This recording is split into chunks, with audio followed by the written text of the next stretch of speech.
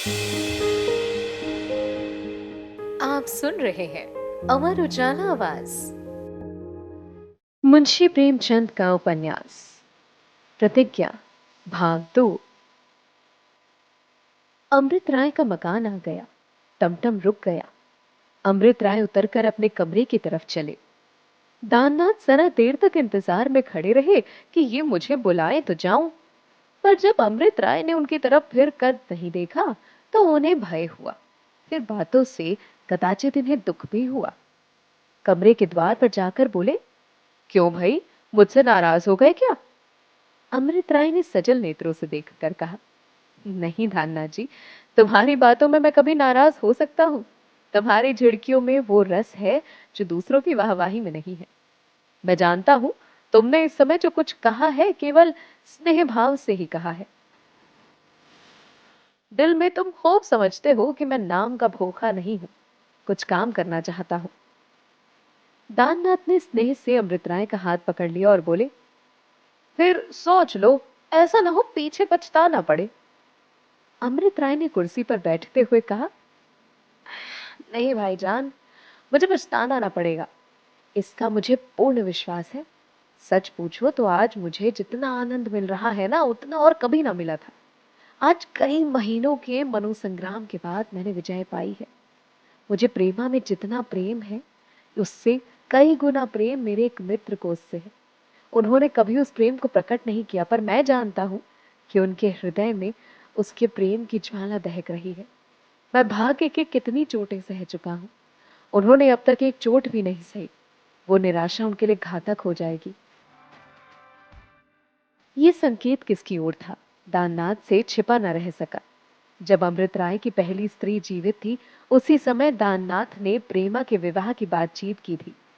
जब प्रेमा की बहन का देहांत हो गया तो उसके पिता लाला बद्री प्रसाद ने दाननाथ की ओर से मुंह फेर लिया।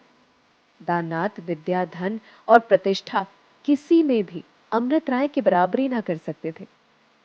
सबसे बड़ी बात यह थी कि प्रेमा भी अमृत राय की ही तरह उसी की ओर झुकी हुई थी। दाननाथ इतने निराश हुए कि आजीवन अविवाहित रहने का निश्चय कर लिया। दोनों मित्रों में किसी प्रकार का द्वेष भाव न आया। दाननाथ यूं देखने में तो नित्य प्रसन्नचित रहते थे, लेकिन वास्तव में वो संसार से विरक्त हो गए थे। उनका जीवन ही आनंद विहीन था। अमृत राय को अपने प्रिय मित्र की आंतरिक व्यथा देख देख कर दुख होता था। वो अपने चित्त को इस परीक्षा के लिए महीनों से तैयार कर रहे थे, किंतु प्रेमा जैसी अनुपम सुंदरी का त्याग करना आसान बात नहीं है। ऐसी दशा में अमृत राय की ये बातें सुनकर दाननाथ का हृदय आशा से पुलकित हो उठा। जिस आशा को उन्होंने हृदय को चीर कर निकाल डाला था, उसकी इस जीवन में वो कल्पना भी नहीं कर सकते थे। जिसकी अंतिम ज्योति बहुत दिन हुए शांत हो चुकी थी, वही आशा जो उनके मर्मस्थल को चंचल करने लगी। इसके साथ ही अमृत राय के देवोपम त्याग ने उन्हें वशीभूत कर दिया। वो गदगद कंठ से बोले, क्या इसीलिए तुमने आज प्रतिज्ञा कर डाली? अगर वो मित्र तुम्हारी इस उदारता से लाभ उठाए तो मैं कहूंगा वो मित्र नहीं, शत्रु है। और यही क्या निश्चय है कि इस दशा में प्रेमा का विवाह तुम्हारे उसी मित्र से हो? अमृत राय ने चिंतित होकर कहा, हाँ, ये शंका अवश्य हो सकती है, लेकिन मुझे आशा है कि मेरे मित्र इस अवसर को हाथ से जाने ना देंगे। मैं उन्हें इतना मंदबुद्धि तो नहीं समझता। दाननाथ ने तिरस्कार का भाव धारण करके कहा, तुम उसे इतना नीच समझना चाहते हो तो समझ लो, लेकिन मैं कह देता हूं, यदि मैं उस मित्र का ठीक अनुमान कर सकता हूं तो वो अपने बदले तुम्हें निराशा की भेंट ना होने देगा। ये कहते हुए दाननाथ बाहर निकल आए और अमृत राय द्वार पर खड़े उन्हें रोकने की इच्छा होने पर बुला न सके। इधर दोनों मित्रों में बातें हो रही थी, उधर लाला बद्री प्रसाद के घर में मातम सा छा गया था। लाला बद्री प्रसाद, उनकी स्त्री देवकी और प्रेमा तीनों बैठे निश्चल नेत्रों से भूमि की ओर ताक रहे थे, मानो जंगल में राह भूल गए हों। बड़ी देर के बाद देवकी बोली, तुम जरा अमृत राय के पास चले जाते। बद्री प्रसाद ने आपत्ति के भाव से कहा, जाकर क्या करूं? देवकी बोली, जाकर क्या समझाओ बुझाओ और क्या करोगे? उनसे कहो, भैया हमारा डोंगा क्यों मझधार में डुबाए देते हो? तुम घर के लड़के हो, तुमसे हमें ऐसी आशा ना थी। देखो कहते क्या है। बद्री प्रसाद बोले, मैं उनके पास अब नहीं जा सकता। देवकी बोली, आखिर क्यों, कोई हरज है? बद्री प्रसाद बोले, अब तुमसे क्या बताऊं, जब मुझे उनके विचार मालूम हो गए तो मेरा उनके पास जाना अनुचित ही नहीं, अपमान की बात भी है। आखिर हिंदू और मुस्लिम में विचारों ही का तो अंतर है, मनुष्य में विचार ही सब कुछ है। वो विधवा विवाह के समर्थक हैं, समझते हैं इससे देश का उद्धार होगा। मैं समझता हूं इससे सारा समाज नष्ट हो जाएगा, हम इससे कहीं अधोगति को पहुंच जाएंगे, हिंदुत्व का रहा सहा चिन्ह भी मिट जाएगा। इस प्रतिज्ञा ने उन्हें हमारे समाज से बाहर कर दिया है, अब हमारा उनसे कोई संपर्क नहीं रहा। देवकी ने इस आपत्ति का महत्व नहीं समझा, बोली, ये तो कोई बात नहीं, आज अगर कमला प्रसाद मुसलमान हो जाएं, तो क्या हम उनके पास आना जाना छोड़ देंगे? हमसे जहां तक हो सकेगा हम उन्हें समझाएंगे और उसे सुपथ पर लाने का उपाय भी करेंगे। देवकी के इस तर्क से बद्री प्रसाद कुछ नरम तो पड़े, लेकिन अपना पक्ष न छोड़ सके। बोले, भाई मैं तो अमृत राय के पास न जाऊंगा, तुम अगर सोचती हो कि समझाने से वो राह पर आ जाएंगे तो बुलवा लो और चली जाओ, लेकिन मुझसे जाने को ना कहो। मैं उन्हें देखकर शायद आप इसे बाहर हो जाऊं, कहो तो जाऊं। देवकी बोली, नहीं, क्षमा कीजिए, इस जाने से ना जाना ही अच्छा है, मैं ही कल बुलवा लूंगी। बद्री प्रसाद बोले, बुलवाने को बुलवा लो, लेकिन ये मैं नहीं पसंद करूंगा कि तुम उनके हाथ पैर पड़ो। वो अगर हमसे एक अंगुल दूर हटेंगे तो हम उनसे गज भर दूर हट जाएंगे। प्रेमा को मैं उनके गले लगाना नहीं चाहता, उसके लिए वरों की कमी पड़ी है क्या? देवकी बोली, प्रेमा उन लड़कियों में नहीं कि तुम उसका विवाह जिसके साथ चाहो कर दो, जरा जाकर उसकी दशा देखो तो मालूम हो। जब से ये खबर मिली है ऐसा मालूम होता है देह में प्राण ही ना हो, अकेले छत पर पड़ी रो रही है। बद्री प्रसाद बोले, अजी 10-5 दिन में ठीक हो जाएगी। देवकी बोली, कौन? मैं कहती हूँ कि वो इस शोक में रो रो कर प्राण दे देगी, तुम अभी उसे नहीं जानते। बद्री प्रसाद ने झुंझुलाकर कहा, अरे अगर वो रो रो कर मर जाना चाहती है तो मर जाए, लेकिन मैं अमृत राय की खुशामद ना करने जाऊंगा। जो प्राणी विधवा विवाह जैसे घृणित व्यवसाय में हाथ डालता है उससे मेरा कोई संबंध नहीं है। बद्री प्रसाद बाहर चले गए।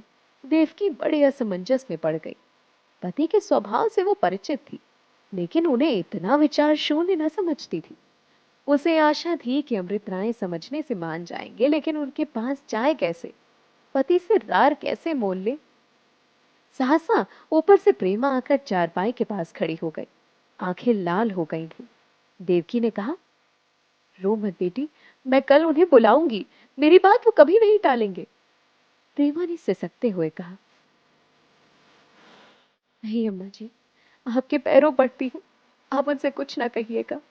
उन्होंने हमारी बहनों की ही खातिर तो ये प्रतिज्ञा की है।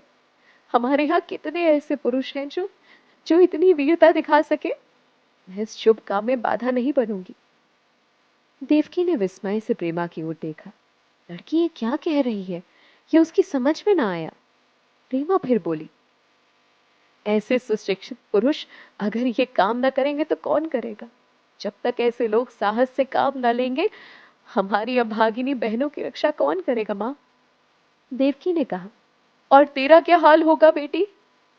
प्रेमा ने गंभीर भाव से कहा, मुझे इसका बिल्कुल दुख नहीं है अम्मा जी, मैं आपसे सच कहती हूँ, मैं भी इस काम में उनकी मदद करूंगी। जब तक आप दोनों का हाथ मेरे सर पर है, मुझे किस बात की चिंता है? आप लोग मेरे लिए जरा भी चिंता मत करिए, मैं कंवारी रहकर भी सुखी रहूंगी। देवकी ने आंसू भरी आंखों से कहा, माँ बाप किसके सदा बैठे रहते हैं बिटिया, अपनी आंखों के सामने जो काम हो जाए वही अच्छा होता है। लड़की तो उनकी नहीं कुंवारी रहने पाती जिनके घर में भोजन का ठिकाना ना हो। भिक्षा मांगकर भी लोग कन्या का विवाह करते हैं। मोहल्ले में कोई लड़की अनाथ हो जाती तो चंदा मांग कर उसका विवाह किया जाता है। मेरे यहाँ किस बात की कमी है? मैं तुम्हारे लिए कोई और वर तलाश लूंगी। वो जाने सुने आदमी थे, इतना ही था, नहीं तो बिरादरी में एक से पड़े हैं। मैं कल ही तुम्हारे बाबूजी को भेजती हूँ। प्रेमा का हृदय कांप उठा। 3 साल से अमृत राय को अपने हृदय मंदिर में स्थापित करके वो पूजा करती चली आ रही थी। उस मूर्ति को उसके हृदय से कौन निकाल सकता था? हृदय में उस प्रतिमा को बिठाए हुए आज क्या वो किसी दूसरे पुरुष से विवाह कर सकती थी? वो विवाह होगा या विवाह का स्वांग? उस जीवन की कल्पना कितनी भयावह, कितनी रोमांचकारी थी। प्रेमा ने जमीन की तरफ देखते हुए कहा, नहीं अम्मा जी, मेरे लिए आप कोई फिक्र ना करें, मैंने कुंवारी रहने का निश्चय कर लिया है। बाबू कमला प्रसाद के आगमन का शोर सुनाई दिया। आप सिनेमा के अन्नय भक्त थे। नौकरों पर उनका बड़ा कठोर शासन था। विशेषतः बाहर से आने पर तो एक आध की मरम्मत किए बगैर न छोड़ते थे। उनके बूट की चरमर सुनते ही नौकरों में हलचल पैदा हो जाती थी। कमला प्रसाद ने आते ही आते कहार से पूछा, बर्फ लाए? कहार ने दबी जबान से कहा, मलिक, अभी तो नहीं सरकार। कमला प्रसाद ने गरज कर कहा, जोर से बोलो, बर्फ लाए कि नहीं? मुंह से आवाज नहीं निकलती तुम्हारे? कहार की आवाज अब की बिल्कुल बंद हो गई। कमला प्रसाद ने कहार के दोनों कान पकड़कर हिलाते हुए कहा, हम पूछते हैं बर्फ लाए कि नहीं?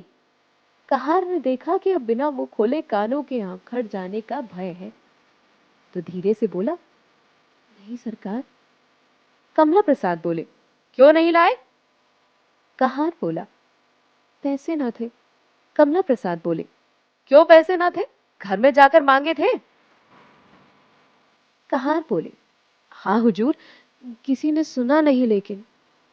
कमला प्रसाद बोले, झूठ बोलता है, मैं जाकर पूछता हूं, अगर मालूम हुआ कि तूने पैसे नहीं मांगे तो कच्चा चबा जाऊंगा, रास्कल।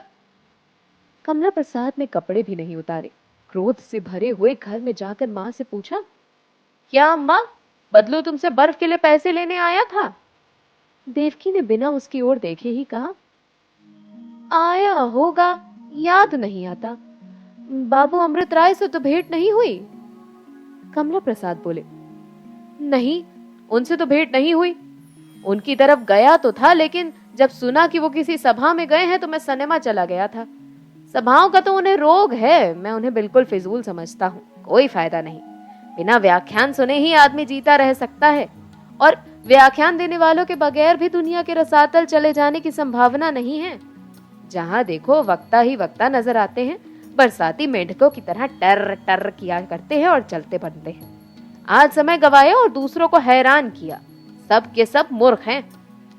देवकी बोली, अमृत राय ने तो आज डोंगा ही डुबा दिया, अब किसी विधवा से विवाह करने की प्रतिज्ञा की है। कमला प्रसाद ने जोर से कहा कहा मार कर कहा,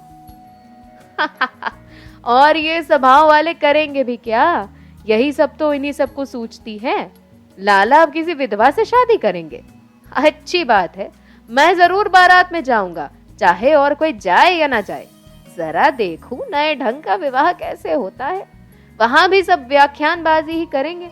इन लोगों के लिए और क्या ही है, सब के सब मूर्ख है, अक्ल किसी को छू कर ना गई। देवकी बोली, तुम जरा उनके पास चले जाते। कमला प्रसाद बोले, इस वक्त तो बादशाह भी बुला तो ना जाऊं। हाँ, किसी दिन जाकर जरा कुशल क्षेम पूछ आऊंगा।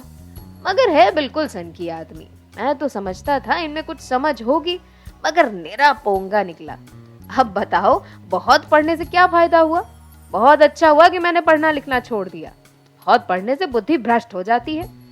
जब आंखें कमजोर हो जाती हैं तो बुद्धि कैसे बची रह सकती है? तो कोई विधवा भी ठीक हो गई कि नहीं? कहाँ है मिसराइन? कह दो अब तुम्हारी चांदी है, कल ही संदेशा भिजवा दो। कोई और न जाए तो मैं जाने को तैयार हूँ, बड़ा मजा आएगा। कहाँ है मिसरानी? अब उनके भाग चमकेंगे। रहेगी बिरादरी ही की विधवा ना, कि बिरादरी में ही कैद नहीं रही। आज के लिए कहानी में इतना ही। मिलेंगे आपसे कहानी के अगले भाग में। तब तक के लिए मुझे दीजिए इजाजत। आप सुनते रहिए अमर उजाला आवाज।